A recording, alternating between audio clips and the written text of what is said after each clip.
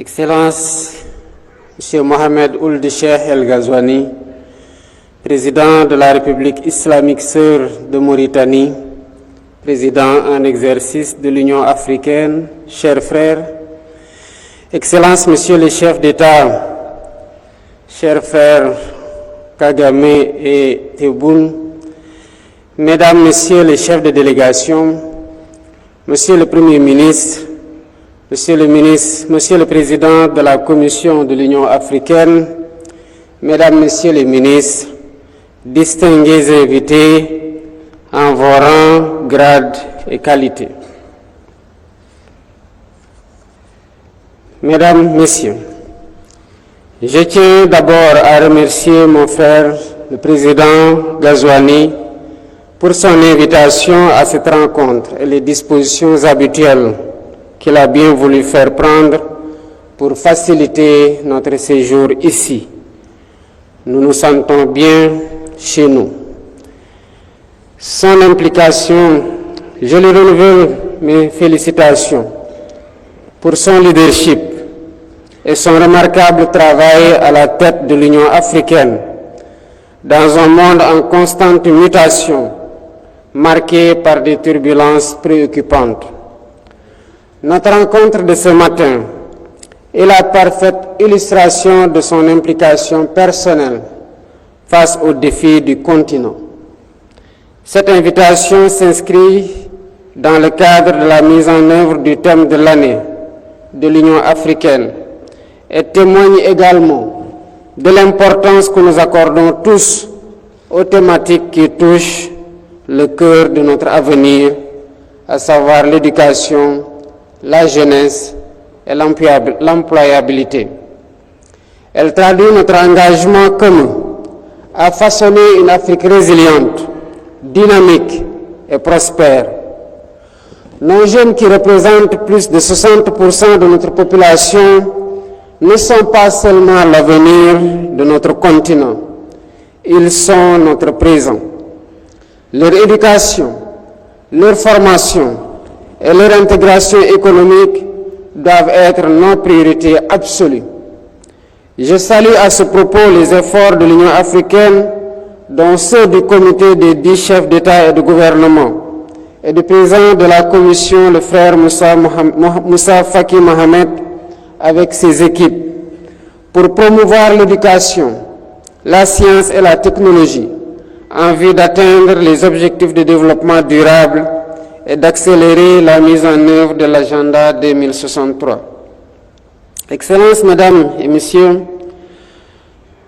nous mobiliser pour l'éducation, c'est investir pour l'éveil des consciences, la formation aux compétences et le progrès. C'est également contribuer à forger la capacité de discernement qui rend moins vulnérable à la manipulation et aux influences.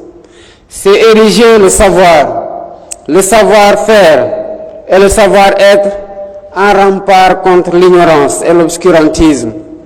C'est par ailleurs assurer la qualité des ressources humaines capables d'assurer un développement économique et social endogène. Au Sénégal, nous avons fait le choix d'investir massivement dans une éducation inclusive et de qualité. Et cela passe, entre autres, par l'affectation de beaucoup de ressources de nos budgets et des partenaires. Cela passe par l'accès à tous à une éducation de qualité, en particulier pour les jeunes filles et les communautés rurales, afin de briser les cycles de pauvreté. Cela passe par le renforcement de l'éducation, de l'introduction des technologies, du numérique dans le système d'éducation, de formation à tous les niveaux. Cela passe par le renforcement de la formation technique et professionnelle adaptée aux besoins du marché pour connecter nos jeunes au monde du travail. Mais il ne suffit pas de former, il faut aussi créer des opportunités d'emploi et des écosystèmes favorables.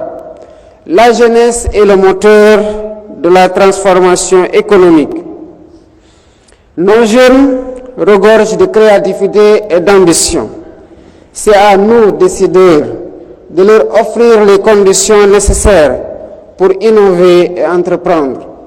C'est ce que nous faisons au Sénégal, où l'investissement dans le capital humain de qualité et l'équité sociale sont au cœur du nouvel agenda de transformation de notre système et du pays à l'horizon 2050. Nos programmes visant à favoriser l'employabilité sont déjà en cours d'exécution et plusieurs autres phases d'initiation.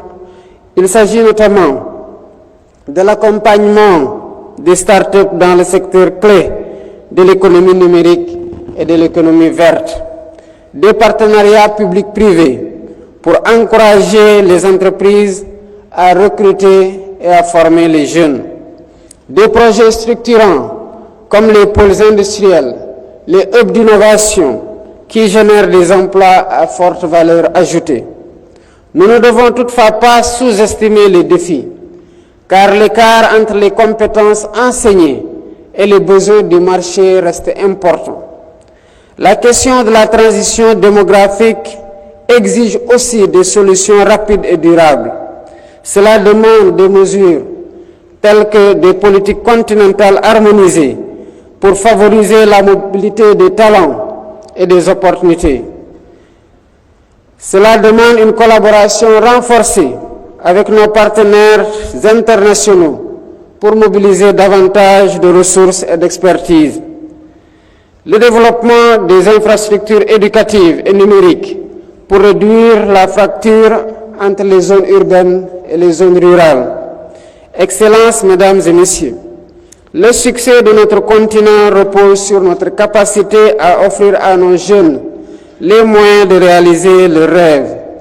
Unissons donc nos forces en vue de bâtir une économie africaine capable de retenir nos talents et de répondre aux aspirations de notre jeunesse. Ensemble, faisons de cette conférence un tournant important pour l'avenir de notre jeunesse et de l'Afrique.